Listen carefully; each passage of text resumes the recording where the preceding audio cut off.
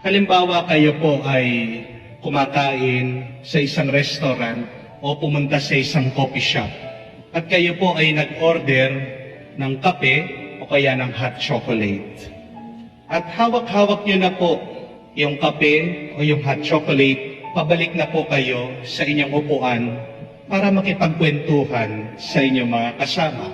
Pero habang hawak-hawak nyo yung hot chocolate o yung kape, merong tao na bumangga sa inyo. Ano pong mangyayari doon sa dala nyong kape o hot chocolate? Ito po ay matatapon. Ang tanong, bakit po natapon yung hawak nyong kape at hot chocolate? Why did it spill? Sigurado po marami sa inyo ang sagot, kasi Father, binangga niya ako, kaya natapon yung dala-dala ko. Pwede po. Pero ang tamang sagot ay, natapon yung kape o hot chocolate dahil may laman yung baso mo. Dahil may laman yung tasa mo. Wala naman may tatapon, wala naman masasayang, wala naman lalabas kung walang laman yung tasa, yung baso, yung hawak mo. Kahit nabanggain ka ng napakaraming tao, kung walang laman yung dala, walang matatapon. But the fact is, there is something inside of your cup. That is why, when somebody bumps into you, it gets spilled. Ano po yung aral? Tayong lahat po, meron din tayong baso. Ano yung baso o tasa na pinagkaloob ng Diyos sa atin? Yung ating isip, yung ating puso. As we live our lives, it is us who fill this cup, who fill this container. Habang ikaw ay nabubuhay, ikaw ang nagpupuno dyan. Mabuti man yan o masama. At pag ikaw ay binangga ng buhay, at hindi mo maiiwasan na ikaw ay makikipagbanggaan sa ibang tao, dahil meron ka talagang makikilalang tao sa iyong buhay, kayo ay magiging close, hindi mo maiiwasan na ikaw ay mababangga niya. Life will bump you. Ano ang lalabas sa iyo? Anong lalabas sa iyong isip? Anong lalabas sa iyong pananalita? Anong lalabas sa iyong kilos at gawa? Depende kung ano ang pinuno mo sa iyong isip at sa iyong puso. Kung pinuno mo ang iyong isip at puso sa tuwa, sa pasasalamat, sa pagmamahal, malasakit, pag-unawa, pagpapatawad sa iba. Kahit na banggain ka ng ibang tao, kahit na anong mangyari sa iyo, yan yung lalabas. Puro mabuti, puro maganda. Pero kung pinuno mo ang iyong isip at puso sa galit, inggit, paghihiganti, pagkamuhi, paghusga sa iba, yan po yung lalabas sa atin. Tingnan niyo po ang ating Panginoong Jesucristo dito sa ating Ebanghelyo, sabi niya, siya daw po ay puno ng banal na Espiritu. Kaya nga, pag siya ay nagsasalita, ano ang lumalabas sa kanyang bibig? Banal na Espiritu. Mabubuting salita. Ang salita ng Diyos. At namangha daw po ang mga tao habang siya ay nagsasalita. Bakit? Kasi kung ano ang nasa isip niya, kung ano ang nasa puso niya, ang mabuti, ang banal na Espiritu, ang katotohanan, ang salita ng Diyos, yun yung lumalabas. At kahit po pagkatapos siyang nagturo, alam po natin ang susunod na eksena dito sa Ebanghelyong ito. Nagalit yung kanya mga kababayan sa kanya. Nagalit yung kanya mga kamag-anak sa kanya. Siya'y pinalabas, siya'y itinaboy sa sinagoga. Pero nagalit ba siya? Pero nagmura ba siya? May masama bang lumabas sa bibig niya? Wala.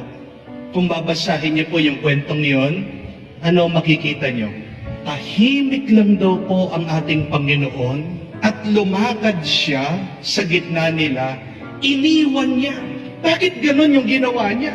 Ininsulto na siya, tinaboy na siya, pinahiya siya.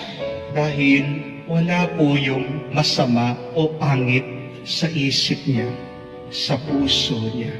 Ask yourself that question. What is inside my cup? Ano ang nasa loob ko? Ano ang nasa loob ng isip ko? Ano ang nasa loob ng puso ko? Dahil kung masama yan, do not expect that something good will come out of your mouth. Bakit masama ang lumalabas sa iyo? Pagkaharap mo, mga kapamilya mo, nanay mo, biyanan mo, mga kapatid mo, kapitbahay mo. Minsan nga pati sa social media, sa Facebook, sa YouTube, sa Twitter. At ang sasama ng lumalabas sa iyo dahil nag-ipon ka ng masama.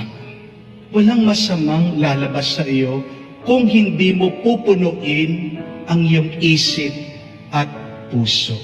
Kaya ang magandang gawin ay bawat gabi bago tayo matulog, linisin natin ang isip at puso natin. Buksan natin ang ating isip at puso sa Diyos. Let us ask for the grace to be purified from these evil thoughts dito sa mga masasamang iniipon natin sa ating kalooban. Do not sleep with anger in your mind and in your heart. Do not end your day with hatred. Huwag mong tatapusin ang iyong araw sa masama. Kung paano po tayo, di ba, hindi natin matiis na bago tayo matulog, makikita mo yung kusina, napakarumi, makikita mo yung mga pinggan, yung mga baso, hindi hinugasan. Huwag kang magpapahinga na may dumi pa sa iyong kalooban. Empty your cup. Purify, clean your mind and your heart. Open them up to the Lord. At bawat umaga, kung gusto po natin magkaroon ng mabuti ang ating isip at kalooban, anong kailangan natin gawin? Tayo'y magdasal. Tayo'y makinig sa salita ng Diyos. Tayo'y magsimba. Tayo'y umingi ng awa, grasya sa Diyos. It is only God who can fill us with good graces because God is the most good. Sinong magpupuno sa iyo ng mabubuti? Ang Diyos. Kaya pag punong-puno ka ng kabutihan sa iyong isip at kalooban, sino man ang bumangga sa iyo, sino man ang gustong makasakit sa iyo, ano man ang maranasan mong problema, bigat sa maghapon, walang lalabas na masama sa iyo.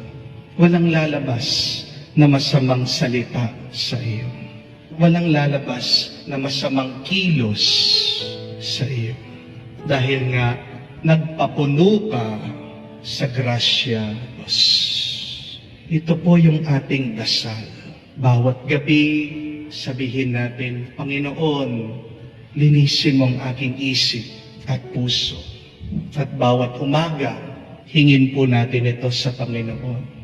Punuin mo ko sa iyong kabutihan, sa iyong salita, sa iyong pagmamahal. Para anuman ang bumangga sa akin, ang lalabas ay ang iyong kabutihan, ang iyong pagmamahal.